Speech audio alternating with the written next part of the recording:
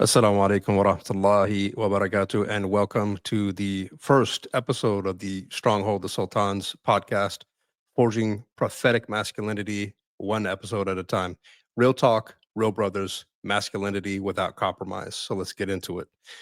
Our first guest in this inaugural podcast is Mike. Mike, assalamu alaikum. How you doing, man? Abu Yusuf. Waalaikum Abu Yusuf. salam wa rahmatullahi wa barakatuh.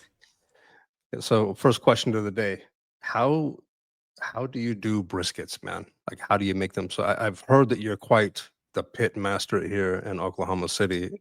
Rumors, truth, false? I think it's pretty accurate. Um, good barbecue is about patience, being willing to wait the amount of time that it takes.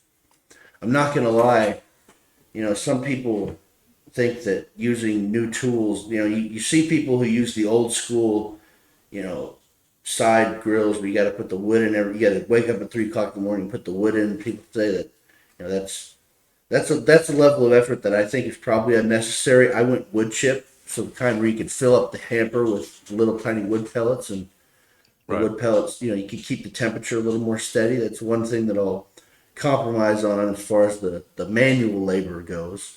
But being able to wait the amount of time that you need. So, should I give away my secret recipe? I don't have to give away the I ratios, but the go ahead. no, I don't.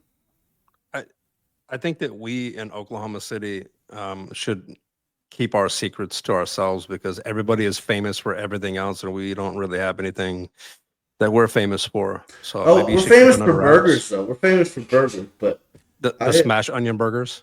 yeah, that was a Depression era thing. That's real. That's the one Oklahoma signature, I'd say. But the patience to good barbecue, like the patience to anything, is waiting.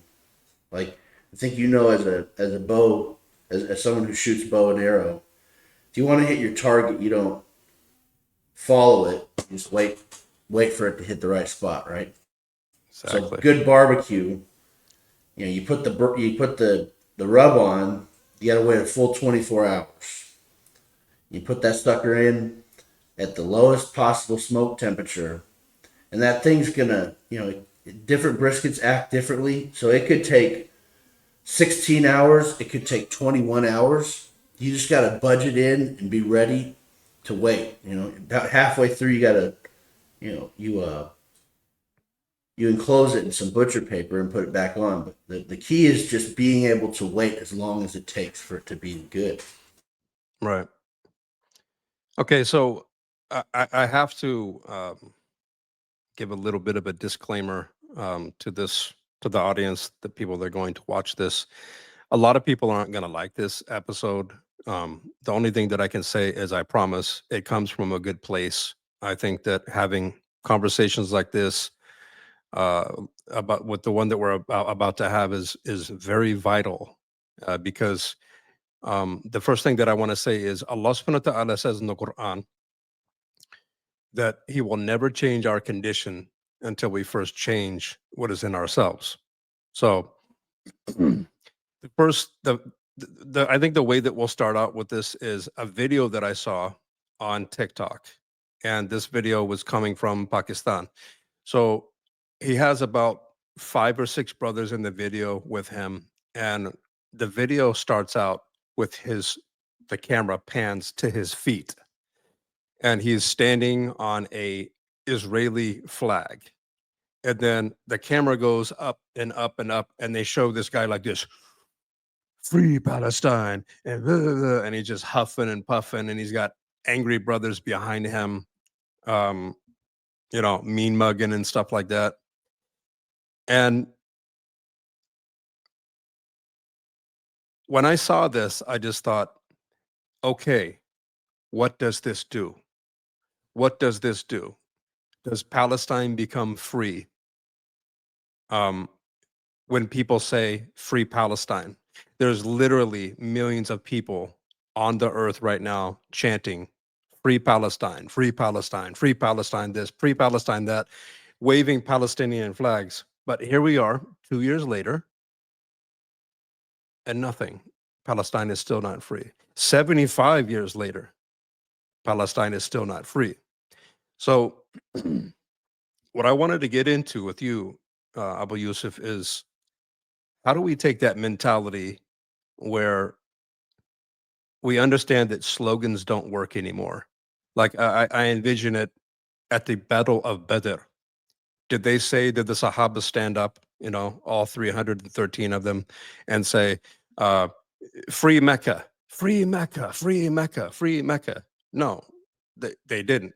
So we're going to talk about a lot of things because what you hear me say, the question's going to be, when I'm talking all the stuff that I'm talking right now is, okay, but what do we do? Oh, all we can do is make dua. There's much more that we can do than dua. And to the other side of that, people are going to say, what do you mean? Are you calling to violence? We're not even going to talk about any of that today. We're going to talk about what it takes as a man to be worthy to even defend yourself and your family so these things don't happen. So I watched this video, and the first thing that I thought is, bro, literally nobody's afraid of you. Literally, you're standing on an Israeli flag. Okay, Palestine didn't get free. People that follow the Jewish faith are not afraid of you. You did nothing from your feet being in the land of Pakistan, whether it's in America or the UK or wherever that you're from, it doesn't really do anything. So let's just start there. Mike or Abu Yusuf, what do you think about chanting slogans? What Well, I does it think do, if anything? taking a step back, you were talking about the Battle of Badr and finally, did eventually re-enter Mecca. They did it without having to fight anyone. The example there is that what they did for that whole period is they'd taken of course things weren't going well for them. They took a step back away from the city. They were weak for a really long time. They eventually found another place where they could start building up, building up their society, building up their power structures, and really just taking this long break from even trying, right? And then by the time they got back around to taking it, they didn't have to fight for it, and that's for one reason. That's power, my friends. Power, power. No one begs anybody for anything in this world and sees any success. What it takes is that you have to build your power so that you can ultimately achieve your goal, right? I mean, begging other people to do something for you is never going to help. Let me ask you something, Abu Yusuf, on that. Like, do you think that any non-Muslim cares that we say free Palestine? I don't think anybody cares. Anybody, of course not. I don't think anybody. Anybody who cares. Nobody cares about somebody else's interest enough to just help them for no reason. Yeah, I mean, I'm always telling people, like, if because the Muslims are under some delusion, and I say this as a Muslim, um, that the world has to feel sorry for them, that the world has to do something for them. And it's interesting that you said, Mecca was taken without force. There was battles in between, but it wasn't taken by force. I didn't say Here, force. I said without fighting. without fighting. Okay. Um, Here's the interesting part about that. Me being an ex-military U.S. serviceman, um, I have to say, unaliving people is the easiest thing in the world. And a lot of people don't understand that. A lot of Muslims, they watch the Omar series or the movie The Message, or they get all hyped up on the Lion of the Desert or whatever, that Turkish, what is it called? Orturul Durilis, something like Usman. that. Usman Yeah. now. And so everybody gets hyped up on, yeah, that's what it's all about. But nobody, here's the thing that I noticed, Abu Yusuf, nobody talks about the men. Nobody talks about how they were. They just assumed that they just picked up a sword one day and they got on their horse and they charged towards the enemy. Well, it doesn't work that way.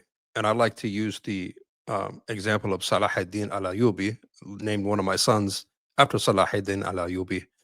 He didn't, as a child, sit near the river with his hands on his cheeks and saying, "Oh, Jerusalem is taken." Um, I just I just think that we need a person like Khalid ibn al-Walid to come along. Look, Khalid ibn al-Walid and Salahuddin al-Ayyubi and all of the heroes of the past are in their graves. That's where they are, and they're not coming back. Allah subhanahu wa ta'ala is not going to bring them from the dead and save us. And that's and another thing is people say, well, I'm just going to wait for the Mahdi. What can I do except make dua and wait for the Mahdi? Well, there's a lot of things that you can do, brother. You can lose weight, right? You can be proficient in archery, or as they say, modern day archery. You can become rich. You can get closer to Allah subhanahu wa ta'ala. You can become more intellectual and, broaden your skill base. There's a whole lot of things that you can do. And I think that a lot of people just take that I'm waiting for the Mahdi as a cop out. And I almost see the same parallel between I'm waiting on the Mahdi and free Palestine. Waving your flag will not free Palestine. Now, we're not going to talk about going to Palestine or doing any of that. That's not going to happen on this podcast. But what is going to happen in this podcast is discussing how we can't let that happen again. There's another thing that a lot of Muslims say, oh, what can we do? We can't even say anything because if we say anything in our country, I'm not going to name any countries, then, we'll be put in jail, or this will happen to us or whatever. Let's talk about that too. Why in a Muslim society can't Muslims talk about Palestine the way they want to? Why can't they mobilize, for example, food or medicine without, or are you with a certain organization or, and the answer to that is real simple. It's because of us. And I think a lot of people are looking to put that off on somebody else. No, brother, it's you. Sister, it's you. It's all of us that let leaders lead us in the first place. It's because of us. And what I wanted to talk about with you right now is us. Now, back to Salahuddin al-Ayyubi. When he was sitting on the river, he didn't, oh, what am I going to do? He had uncles. He had a father that was a warrior. He was very, very intelligent. He was doing all types of things in his life at the moment. What I want to say is he didn't just sit around and say, "Oh, I'll just wait for the Mahdi," or "Oh, they don't like us. That's not fair. The rest of the world, why don't you care about us?" He actually. What I want to talk about is um, being the man, being a certain type of man, so this won't happen, right? So we talk about the Sahabas. There was only 313 Muslims in the world. But it doesn't matter when you start to look at it in the four quadrants type of thing, and you start to look at it in the Deen aspect. These men were not normal. Okay, that's what I need everybody to understand. These men were not normal at all. They feared Allah subhanahu wa ta'ala. They were in great difficulty, including starvation and embargo. Um, They obeyed the messenger. They loved the messenger sallallahu alaihi wasallam more than themselves and their mothers and their fathers. So what I want to talk with you right now, Abu Yusuf, is the formula of how we get there.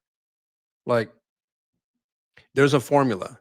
You want Palestine to be free, but you don't pray your 5 daily prayers. You want Palestine to be free, but you're obese. You want Palestine to be free, but you live paycheck to paycheck, right?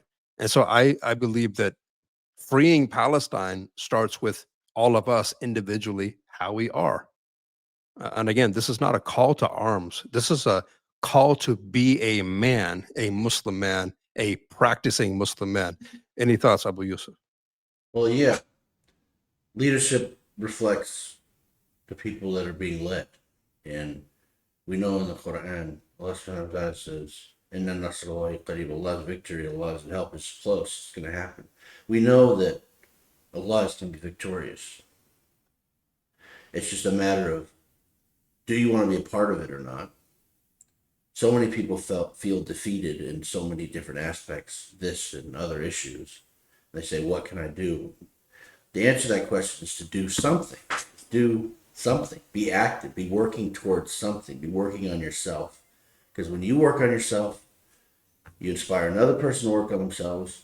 We make ourselves better as a community. It elevates everyone. You have to work towards something. So many people going, and I hate to use brisket as an analogy for such important things, but so many people are unwilling to wait the time it takes to see the results that they want. You know, they get fired up about an issue, and with all good intentions, all good motivations, protest and do all these things, and in 2 months nothing changes or whatever. They get burnt out and they go back to doing nothing. They give up. But realistic change takes a long time. I've been thinking a lot recently about, kind of because I've been a viewer of Ertugrul and Usman for a while now, just as a curiosity. It's good. It's good TV. I've been thinking about the period of time in which, it goes into the time of the Mongol invasions and stuff. How many times they made treaties to pay taxes to the Mongols? Like, do we look at them and say, oh no, they were weak? What were they doing? Like, they knew that in that time they weren't ready to do anything. They paid their taxes, and then the entire time they spent improving themselves, training, getting their society together, doing all these things. Like, they're smart enough to know when they're beaten for now, and during the interim, they never give up on their goal. And what happened? They took over the entire world almost, the Yep. known world. Yep. And that's the thing. That's the point that I want everybody to understand. First of all, I want to say that uh, we're saying some harsh words, and many of you that are listening to this are not going to like what I say. Now, on the same point, on the other side of the coin, um, I want Palestine to be free. I want Palestine to be free. There's not a bone in my body that doesn't want Palestine to be free. All I'm saying is the way that we're going about it does absolutely nothing. Now, does the world need to know? Does the world need to show the whole world what's happening over there with videos and the graphic videos out there? Yeah, the world needs to see that, and I think that that's very necessary, very, very necessary, because a lot of people are under false pretenses of what uh, the blue and whites are in the first place. Everybody is now, the whole narrative is changing, and I'm talking about on a global level. Everything is changing. So nobody can say that, oh, are you against Palestine? Bro, what are you even talking about? No, I'm doing this for Palestine. I need all of the Muslims to change how they think about how we go forward. And like you said, it's going to go, stage by stage, little by little. um, and that's going to take a long time. It might even take 2 or 3, 4, 5, 6, whatever generations. But the thing is, what are you going to do about it? What are you going to do about it? Because if you say to me, all we can do is dua, that's BS, man. There's a lot more things that you can do uh, for Palestine. And here's the thing: when you do this for yourself, when you improve yourself physically, spiritually, intellectually, and financially, you're not only doing this for Palestine, but you're doing this for the entire ummah. Because let's face it, what if Palestine was free tomorrow? What would you do as a man? What would you do as a mother? What would you do as a father? What would you do as wherever you are in the world? What would you do? I'll tell you what most of you would do. You would sit in your bed and you would lay on your couch and you would spend money, and then you would wait for the next a- atrocity to happen to us, because there's always going to be atrocities. There's even a hadith about it. There's a hadith that says the Muslims will face trials and tests and atrocities, and I'm paraphrasing. Um, they'll get over the first atrocity and think, oh, that is something, nothing can be worse than that. And then something, Allah will send another thing that will be worse than that. And they'll do nothing about it, and it'll go away. And they'll say again, nothing can be worse than that atrocity that happened to us. And Allah will send another one. So the thing is, we Muslims, uh, I think, I know, are the last fortress of morality. We are the last ones. Think about it. Why did the Christians, and this is a tangent, why did the Christians attack Islam so much and lie and say that there's ex-Muslims, and their, movies and media are constantly attacking, um, because nobody believes what the Christians believe except the Christians. The Jews don't believe what the Christians believe in. The Muslims don't. The Hindus don't. The Buddhists don't. Nobody literally believes in what the Christians believe in. But why, oh, why do they attack us Muslims? And the answer is easy: because it's true. Because 70% of people that convert to Islam come from Christianity, maybe. Maybe that's what hurts your feelings. I don't know. I don't mean to go off on a separate tangent, but I think it's worth saying. And so, what can we do? What do we do in the Stronghold of Sultans? Since this is the Stronghold of Sultans podcast, well, we do something called the 4 quadrants. We do battle planning, and battle planning is essentially, for all of those who are like, oh my God, battle plan. It's a war against yourself. So, FBI listening, sorry, you're not going to get anything here. It's a jihad an-nafs. It is a battle against yourself, nothing more, nothing less. And that's what we do. We talk about the 4 quadrants in the Stronghold of Sultans: the physical, spiritual, intellectual, and the financial. So, Abu Yusuf, I want to ask you a question about the Stronghold of Sultans. You're a member. You've been in for some months now.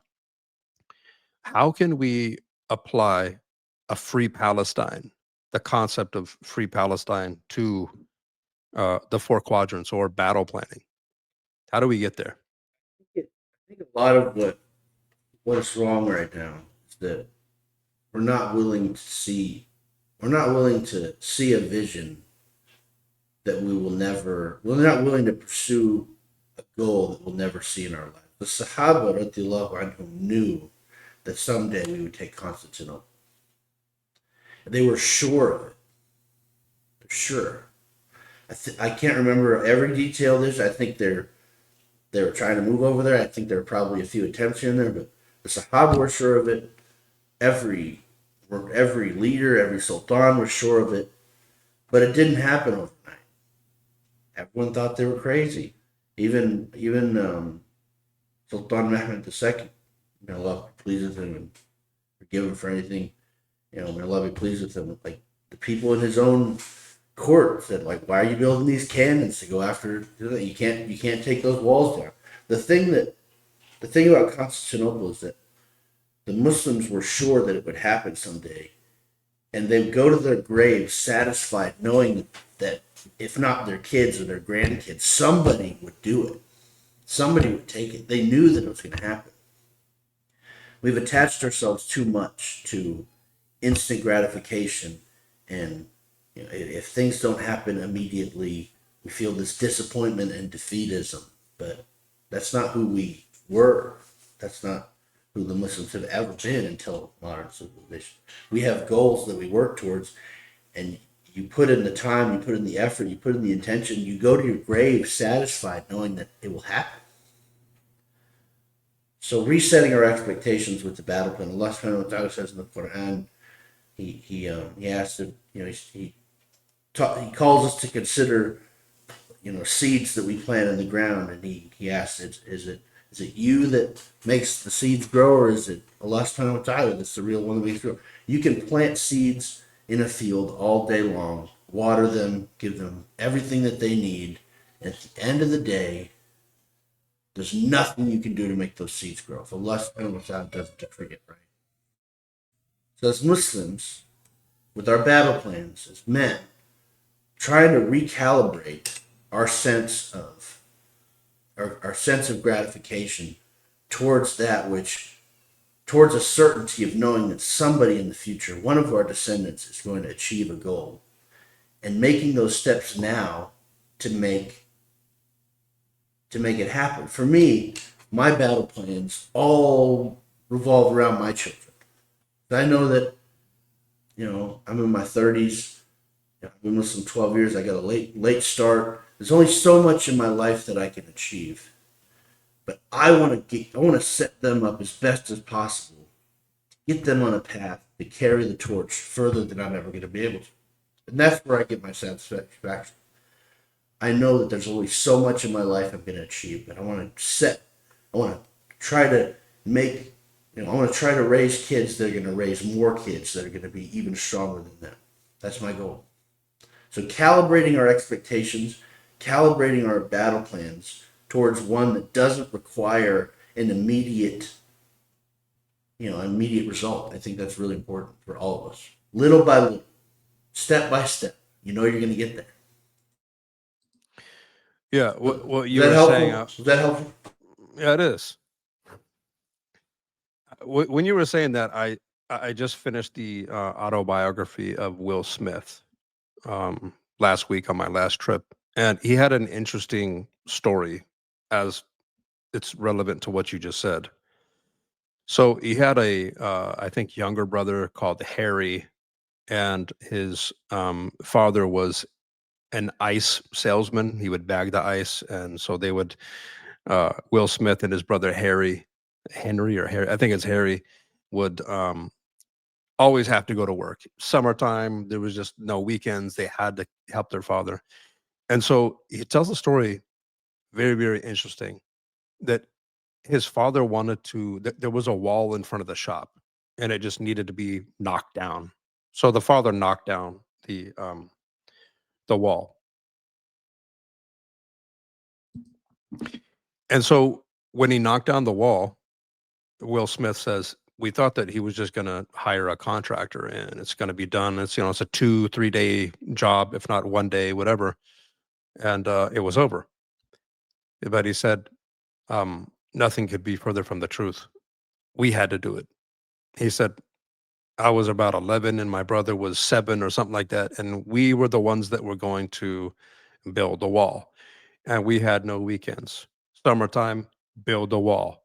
Weekends, build a wall. After school, build a wall. And he said, we did it for free. We think, we were kids back then. Nobody got paid, man, unless you did something for yourself. And he says, so he said, one day my brother and I were working on this wall and we just had it. We had enough. And so I grumbled and I said, "Oh, this wall ain't gonna burn. This wall is never gonna be done," and blah, blah, blah, blah, blah, moaning and whining. And so the father heard this. So the father runs over to the kids and he says, I need you to look me in the face and pay attention to what I'm about to tell you.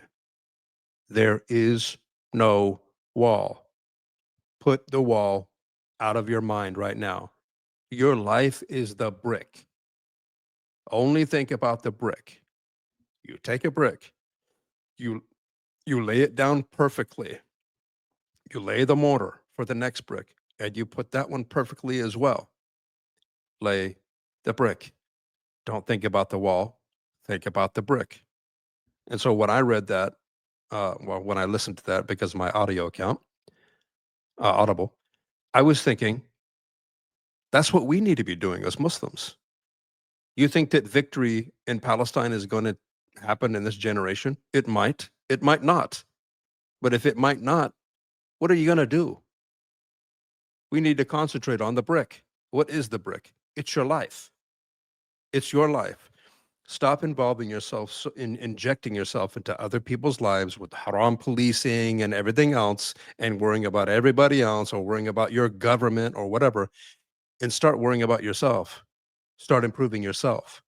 That's the thing. We are the brick. So what do? Will Smith's dad said, you take a brick and you lay it perfectly.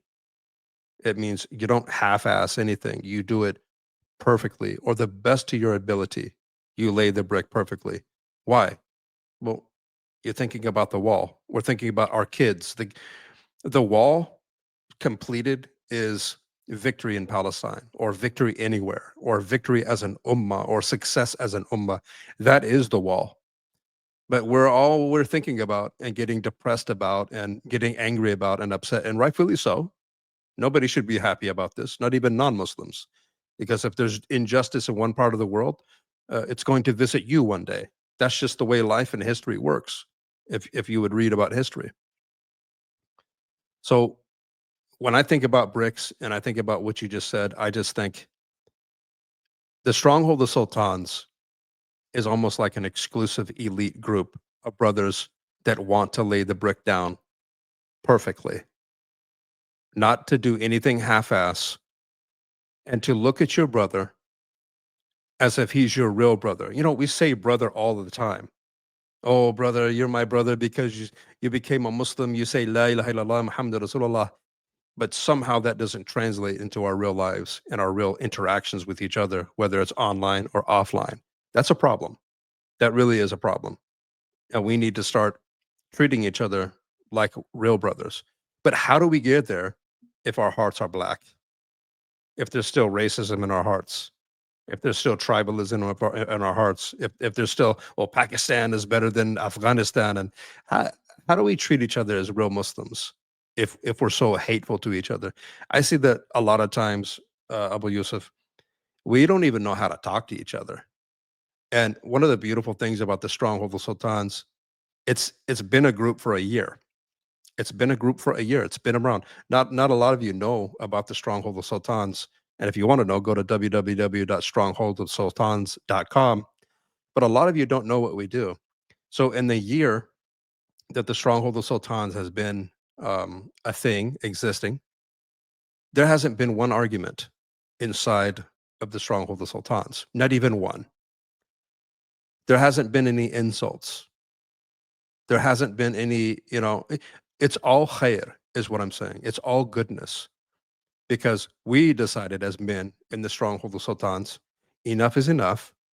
Put the small differences aside, and let's build together, um, and not destroy each other. Because what we're doing, especially online, is just destroying each other. And what does it do? And when you insult each other and you have akida battles or fiqh battles or whatever battles that you have, you know, um, talking bad about muhajibas, or the lack thereof, if they don't wear their hijabs, is that really important right now? Uh, by arguing with each other, are you really laying the brick, or are you chipping the brick? Are you taking the brick down and smashing it into a million pieces? That's where I'm at right now. And my whole thing is, if you're not building, you're destroying. There's one of two things you can do. You can build or you can destroy. And here's the thing. You want to destroy something? Great. Destroy yourself. Destroy your laziness. Destroy your ego. Destroy the poverty in your life. Destroy your body that's out of shape. You want to destroy something? Start with yourself. That's probably where you should start.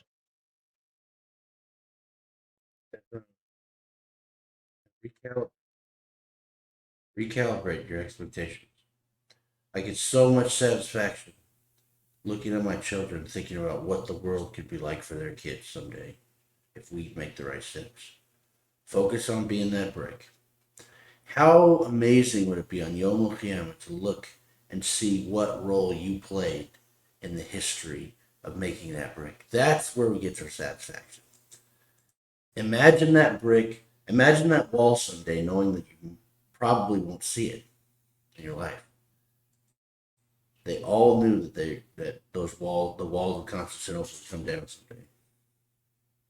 And here's the thing, isn't there a hadith where Rasulullah sallallahu alaihi wasallam says, if the day of judgment happens and you are planting a seed, continue to plant it, even if it's just right around the corner of the day of judgment. Plant your seed. I don't know which. I, I'm pretty sure that that's sahih, but But in this yeah, case, it wouldn't really even matter. I mean, as long as it's not a hukum or something, if it's not 100%, it's still yeah, fine. yeah. So That's the whole thing that I think. I mean, here's what I see, Abu Yusuf. It's almost I've been this October I'll be a Muslim for 34 years. I've been around the Muslim world. I've lived in the Middle East. I've studied with a bunch of scholars, still study, as you have, as you are. I hate to say this, I really, really do, although I want free Palestine. When I hear free Palestine and when I read free Palestine, I get sick to my stomach and I just think, we'll never change. The the the video, back to the video that we were talking about. He was so angry. He was like, "Yeah, free Palestine." And okay, what did that do? Nobody's afraid of you.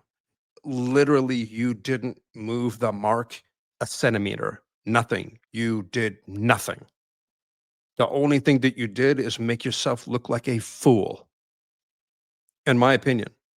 I hate to say it, but again, if I had to say one thing, the most important thing about this podcast, get out of that defeatist mentality. When you say free Palestine, the Jews laugh at you. They laugh at you. The Zionists, they laugh at you. The people that are taking out kids and women and innocent people, the people that have leveled, let's just be real, leveled Gaza and Rafah. They hear this from you and they read it and they laugh at us because it does nothing. Free Palestine, and I'm going to ask you the same question. What's free Palestine to me? What does it mean to me? How does it apply to me? What it means to me is I have to be in the best shape possible. I have to be the best father and man that I can be and husband that I can be. That's what it means to be. It means that I have to get off of my butt and get into the gym, in my home gym, and work my butt off so that I can be in shape, so that I can defend my family. Because I don't know, did you see that video in New York City? That woman that was pro-Palestinian, and she had about 200 Jewish men following her and throwing stuff at her. Have you seen that video? No. Yeah. So it happened in New York City, and she was an activist. All she wanted, if she was a peaceful activist, she didn't even have a Palestinian flag. All she said is free Palestine. She's not even a Muslim. And she was one woman about in her 20s, maybe early 30s. And so she's like free Palestine. I guess it was in a Jewish neighborhood. And they assaulted her. Like 200 men were following, literally. You can see this on maybe I can bring it up on YouTube. You have time for that, Mike? I don't know. I believe you. Let's see. I see. I want you to see it.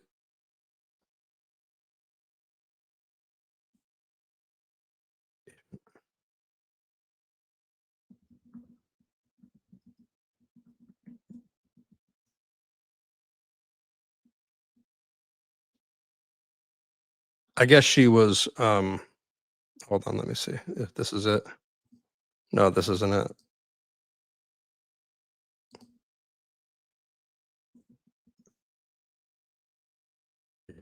Popped this up before. Here it is.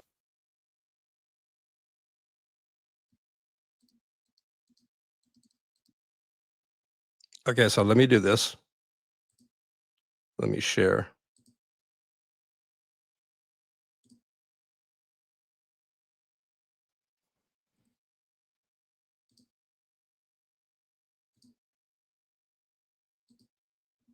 Okay, check this out. Here's the video. Now, this video, like I said, happened in NYC, and you'll see that the lady is being escorted by one police officer, but she's already been assaulted. Here's the short.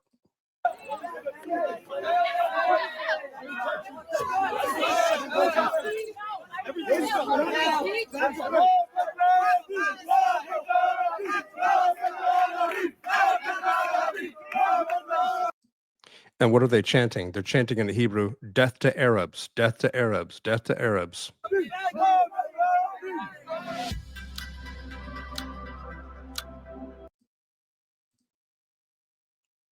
So I mean, what do you think about that? What do you think about that, Yusuf? Abu Yusuf? Well, I think that no one's touching anyone in my family like that. Like, yeah.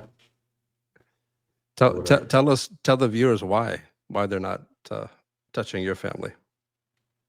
Because if someone were to walk by me, yeah, I mean, have you seen my license plate? No, I haven't. It says Tuckbeard on it. And it's just Tuckbeard. And we live in a state where people are going to be feeling weird about that. But if I get out of my car, someone has a problem with it, they're going to change their mind probably about saying anything about it. There's this word in Arabic. You know the word in Arabic called haiba? Mm-hmm. The word haiba means I have a definition that I think is extremely appropriate. It's the reason that the smart mouth guy doesn't speak about the mother of the big tough UFC fighter in the Affliction t-shirt. Like, each man needs to be kind, needs to be patient, needs to be all that. There also needs to be strong enough, confident enough, and prepared enough to make it clear to anyone around them that, yes, I'm a kind person, but you do not cross the line, or else something's going to happen. The way you carry yourself, you need to be prepared to defend your family, and the way, to the extent that it has to be obvious to anyone that you're around, so they wouldn't even try it. Where's that? Unfortunately, that I'm thinking, where's that lady's brother, or father, or husband? Yeah. I mean, here's the thing, Abu Yusuf. There's neighborhoods in Chicago where the police don't even go. Why? There's neighborhoods in New York where the police don't even go. There's neighborhoods in LA, where I'm from, that the police don't even go. What's going on? Why don't even the police go in those neighborhoods? I think one of the things is because they're unified. They believe in something. Number two, they're armed. Number three, they know how to fight. Basically, they're people that don't lay down for anything, right? Now, we Muslims are not like that. And obviously, what I'm talking about, maybe, the gang members and stuff like that, that's a whole different thing. We're a peaceful people, we're Muslims. But I think that there's still elements of defending ourselves that is important, especially as American citizens, being afforded the right of the Second Amendment to legally possess and operate handguns or firearms of any type. So that being said, I mean, the Muslim population is wide open, man. Let's say, God forbid, something happened in Oklahoma. Somebody decided, maybe it's already happened. That's why they got the codes on the door. I don't know. But let's just say, God forbid, Allah subhanahu wa ta'ala forbid, that somebody came inside of the masjid and started some trouble. Let's just leave the handgun thing out for now. That scenario, we'll run this one first. What's going to happen if some guy, let's see, he's an angry white man, late 20s, 220 pounds, 6'4", and he is pissed. Something set him off. He saw something on TV. He saw the wrong TikTok video, and he has identified the masjid in Edmond, Oklahoma, as a hotbed of extremist, anti-American enemies, and I'm going to do something about it. He kicks open the door to the masjid mid khutbah on Jum'ah, and he starts grabbing people out into the congregation and starts whooping the mess out of them, left, right, and center. What are we going to do? That's the thing. And this whole mentality of, well, Islam is peace. And bro, I wish I could like pick you up over my head and throw you out the window with that, man. Islam is peace when there's justice for Muslims. When we are getting assaulted in our neighborhoods, in our mosques, on the street, when they're pulling hijabs off of women's heads down the street in America, down in the West, wherever, um, it's not time to be peaceful. It's time to stick up for your human rights. And a lot of people don't think like that. So what do you think is going to happen? Oklahoma City. Let's just say the masjid that we go to down the street in Edmond. Guy walks in, 6'4", 220, starts whooping the mess out of everybody. What do you think that would happen? They're I, not going to get that far, honestly. wait. Let's say that Abu Yusuf is sitting in the front row, and Abu Yusuf, loving the Second Amendment, is sitting in the front row, and that happens. What's going to happen? They won't even get that far. I think there's plenty of people just like me. I mean, maybe more so in Oklahoma. I mean, on an individual level, there's some, we got some tough people in this town. They wouldn't get that far. You know, they wouldn't get that far. They wouldn't get that far. They wouldn't So get you're that far. what you're saying is there's a lot of Muslims in the masjid in Oklahoma and Edmond that are take full advantage of their second right amendment as American citizens. I I don't want to speak for them, but all I'm saying is, in any masjid in Oklahoma, you're not getting any. We're still, it's a culture around here. Like, people take advantage of their rights around here. I just, somebody tried to do a mass shooting in Oklahoma City a couple years ago at a restaurant. I told you. I did not Thing. know about this. Yeah, it was over by the lake, and he pulled out his rifle in the parking lot, and before he even was able to fully aim it at anyone, 10 people in that parking lot had made him into Swiss cheese. Welcome Like, to Oklahoma. they were waiting for that moment for their whole life. It was like a Western movie. All of those people were waiting to defend themselves for their whole lives before he would even. And I'm telling you, probably go about the same if anyone tried to mess with anybody in messing with them. A lot of, Abu Yusuf, a lot of Muslims would disagree with that. A lot of Muslims would disagree with learning how to protect yourself. Like, um, I have had a lot of conversations with Muslim men on how to, train, meaning jujitsu, Muay Thai, boxing, or something physical. And you see, like, death is visiting their face, like their soul is being extracted from their body. But why? What will people say about us if they all see us in one place training in jujitsu? And that makes me think about something that is across the street from where we live. People don't know, Mike and I, we live real close to each other. Yeah. So, so you could see right behind the car wash. There's a There's a Christian car karate wash, place. Christian karate, and what is it? There's a church, and there's a this, and then there's that, and they have a whole complex. And I've never been in there, but it would just. I wish I could take a Muslim field trip, put everybody in a bus, and say we're going to the Christian Karate Academy, okay, and we're going to show you a tour of what's going on in Oklahoma City, so that you could get an idea. And this might be another podcast, but um, being being dangerous is okay as Yes. long as you're not hurting people. The thing that Muslim men don't realize, and maybe their mothers that raised them don't realize, is, bro, I promise you, it's okay to be dangerous. It really, really is. Men have been dangerous since the beginning of time. And that's a good thing as long as you're not hurting people or being unjust to people, right? And so this whole mentality with Muslims is, what will people say? Here's the thing. Who cares what they say? Because in their eyes, we are terrorists. We're bad people. We hate Jesus. They have all kinds of false misinformation about us. And sometimes you just can't win with these people. but you're going to let that get in the way of protecting yourself and your wife? Like,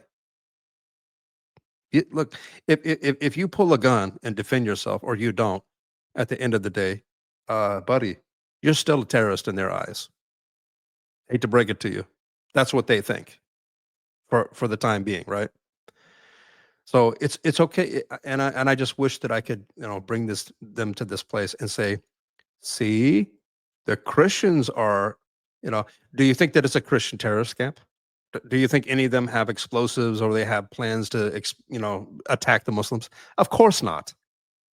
They're just in there doing martial arts. It might be for their physical health. It might be to protect their family. It might be all of the above. But what they are doing is placing the brick. They're doing something while we, the Muslims, are on video games, for all day and eating terribly and not working out and doing nothing.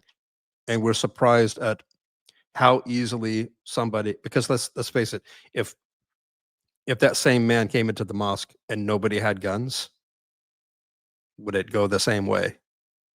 And I think we have the number, but I think that this guy would beat the crap out of about 4 people before anybody said, "Okay, no, we got to jump him right now." And that goes along with. Oh, go ahead, bro. Feel pretty good, at least in our small micro community. I feel pretty good that we got some tough men here. We got some tough men. Abu Yusuf, a lot of people would like disagree. A lot of people would. I can see it in my mind because The this has ones on happened. Twitter, the ones on Twitter, the ones on YouTube, the ones on TikTok, all that stuff. They might, but like at least in our microcosm, they may be cautious about what they say, but I think I think at least in our microcosm of Oklahoma City, Edmond, there's enough tough people that would not let that happen. Alhamdulillah. I hope that we get tougher. I I hope that we have our own academy like that. But I doubt that that will happen here in Oklahoma City with what's going on in Dallas right now with the Epic community. They would probably lose their minds. But I'm looking forward to Khattab opening up the PlayStation. yeah, we'll see. We'll see. He's trying to get into coding right now. He's still about to take his test for coding for medical something. I don't know. But may Allah subhanahu wa ta'ala give him success. I mean, So I don't know. Is this a good time to wrap it up or whatever what? you think. I think we all get the message. Get tough, and don't be worried if your goals don't. If you don't achieve your goals, my parting thoughts would be like, be prepared for your goals not to be achieved in one lifetime. Be satisfied knowing that it's going to come. Right. I guess my final thing that I would like to say is a recap of what we've been talking about is look, guys, slogans doesn't move the mark. It doesn't. You can have a picture of a Palestinian flag tattooed on your head. You can have don't do tattoos, by the way. I'm just saying figuratively or hypothetically. You can chant free Palestine until your vocal cords burst. Okay. Again, nothing is moving. If you're a part of the da'wah that exposes the people doing genocide, fine, we need you. Great job. Great job in exposing what's going on over there in Palestine. But you can do that and you can improve yourself at the same time and move the mark, right? So I encourage everybody, if you're a man, if you're 18 and you're Muslim, I have an organization, I have a group called the Stronghold of Sultans. And you can find out more about it on www.strongholdofsultans.com. And one thing that I can say about my organization, my group of brothers, my band of brothers, is that this is not social media. Everybody that has come inside of the Stronghold of Sultans found that out real quickly. This is not a place where you can just hang out and laugh at memes and be dumb. Okay. At the same time, if you do nothing inside of the Stronghold of Sultans, it's impossible for you not to benefit. There's all types of brothers. like Abu Yusuf. He's a lawyer. He's, instrumental to the stronghold of sultans. He answers questions about what to do when the FBI approaches you. These are all things that we need to know. And I think that a lot of Muslims don't um, think that we have rights, or we have a right to exist, or we need to just sit on the sidelines of life and do nothing and just lay low for now. You're a human being, bro. And if you live in America, we have a constitution, thank God, and we have laws, and we have people that enforce the laws, and we have people like Abu Yusuf that know the law and know the limits of what the law enforcement can and the government can and cannot do. So he's an essential part of that. We have people that are freaking scientists teaching us how to grow our own food should something go down. We have plenty of tech people, how to edit videos and the whole tech thing. We have business owners and CEOs inside of the stronghold of sultans. We have engineers inside of the stronghold of sultans. We have a whole bunch of professional brothers that have committed to each other. And if it has to start there, it has to start there. This is my brick. The stronghold of sultans is a project that started out on myself for the inconsistencies that I was having in my own life, the shortcomings that I had in my own life. This started on me, on one man first, was me. And so I saw that battle planning and focusing on the four quadrants of life, the physical, spiritual, intellectual, and financial, it works. Because a lot of us a lot of times as men, we get into that Rocky mode. You know, it's impossible for Abu Yusuf testify. It's impossible for somebody to watch Rocky and not get amped up. Like I challenge you to watch Rocky and not be like, you know what? Oh, sugar out, pop out. Not gonna drink in it. I'm gonna get right. I'm gonna start in the da, da, da, da, da, da, da, da, da, da, and the music goes through your head, and then you fail like a week later. Right? You fall flat on your face. We are people that, and I think that's what we were talking about. Micro changes. That's what we, we Palestine. Let's just be real. Palestine may never be free in our lifetime. Let's accept it. We accept it. But what we don't accept is to do nothing and leave nothing behind for the people that come after us. We will plant the seeds, we will lay the bricks. And that's what a lot of people, especially when this October 7th thing first got hot, a lot of people got depressed. Again, oh my God, now there's kids dying. Now there's this video. Now there's that. A lot of people emailed me. I just can't stay. How do you do it? How do you still like live? How do you, I'm so depressed. I feel hopeless. I feel this and that. And it's because you're doing nothing. That's why. I don't watch any of this stuff. I don't watch any of the propaganda at all. I don't watch news. I don't have social media because social media is not going to do anything. There's just a bunch of people on Twitter complaining, and it's the same thing. I paid $159 for the blue check mark for Twitter a year ago, and I canceled it. I just can't take it anymore. I can't sit by and see my own people constantly complaining about things that they have no intention to change. I can't take it anymore. I know things are bad. Guess what? They're going to get worse if you don't do anything about it. What is the anything? We've been talking about the anything all throughout this podcast. We've been talking about Salahuddin al-Ayyubi. There is something that you can do. There is something that you can do. But I think a lot of us as Muslims take this defeatist mentality and we just roll with it. That's our nasib. That's what it is. That's our nasib. That's our destiny. What can we do? And personally, I'm not interested at all. I'm not interested at all. You either do something and you lay the brick, or I don't know, just get out of my way. And that's what we do in the stronghold of sultans. We are a band of brothers that have committed to each other. We talk about a lot of deep things, um, fatherhood. Um, there's a plethora of things that we talk about, but Joining the stronghold of sultans, it means that you're not normal, or it means that you're tired of being mediocre and you want to do something for the ummah. You want to do something for yourself first and foremost, or you want to do something for your family, for your wife, for your kids, for your community. And brothers and sisters, that's where we're at right now. We're not talking about drawing swords or anything like that. We're talking about building our community.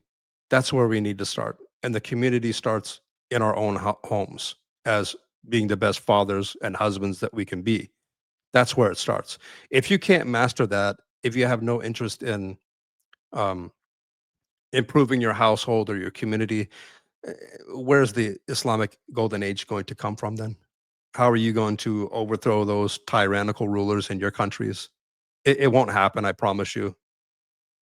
Um, Strength is not in numbers. The Sahabas were not normal people. Every time we read the hadith, every time we see a movie, we look up to those people. But we say to ourselves, "Ugh, I wish that those people were around." Why can't you become those people? Is what I'm saying. There was something about Salahuddin that I didn't get into. There was something about Salahuddin that made him Salahuddin. There was something about Salahuddin that Allah subhanahu wa ta'ala gave him victory. What was it? It was because of who he was. Allah subhanahu wa ta'ala gave Salahuddin al Ayyubi victory because of who he was. Did he miss his prayers? No. Was he constantly in the Quran reading the book of Allah subhanahu wa ta'ala? Yes. Did he have fear of Allah subhanahu wa ta'ala more than men? Yes. Did he want justice more than anything and the upliftment and the superiority of the Islamic religion? Yes. Did he want to liberate Jerusalem? Yes. So that's what I need everybody to think about listening to this podcast, is that we can't wish this into fruition. We can't wish or chant Palestine into being free. You can't, bro, because we've been doing that for 75 years and literally nothing has changed. Actually, it has changed. It's got worse. It's got worse. It's got more brutal. Now the narrative has changed. Now the world sees what these people are doing, the IDF. Now the whole world sees that's a small start. My whole thing is, yes, the narrative is changing, but is the narrative in your own household changing? What are you doing to improve yourself? That's what we're talking about here. And that's what we talk about and focus in the Stronghold of Sultans. Abu Yusuf, that's all I have to say. Um, Guys, look forward to many, many other podcasts with other guests. We're going to talk about anything and everything. And when I mean anything and everything, I mean anything and everything. We're going to talk about taboo issues because the Ummah needs to talk. We need to talk. We need to have those real conversations that you're not hearing in the khutbahs. We need to talk about those issues that you can't ask your mother or your father or your friends. There's a lot of things that we need to talk to because every single thing that is happening with the non-Muslims is visiting our homes, especially in the West. And we need to talk about it. And the youth have no other way out and they need suggestions and they'd be this. If you don't give them the answers that they need, according to Islam, they'll find it out from somebody else. So I don't want to hear, oh, astaghfirullah, you're talking about this. Why wouldn't we talk about something that's important to the youth or about marriages or whatever? So with that, Abu Yusuf, anything else to say before we close up?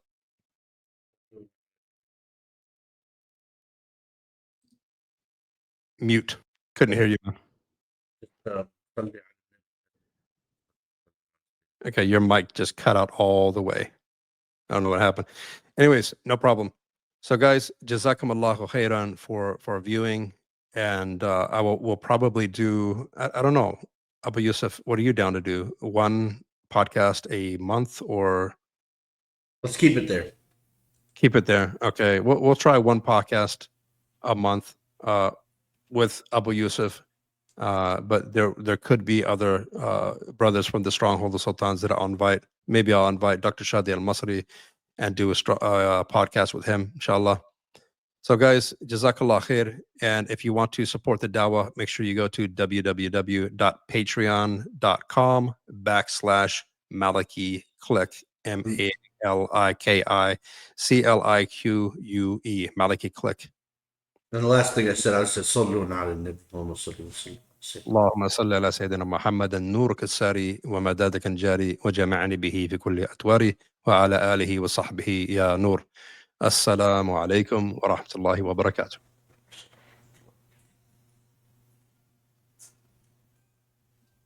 It's good.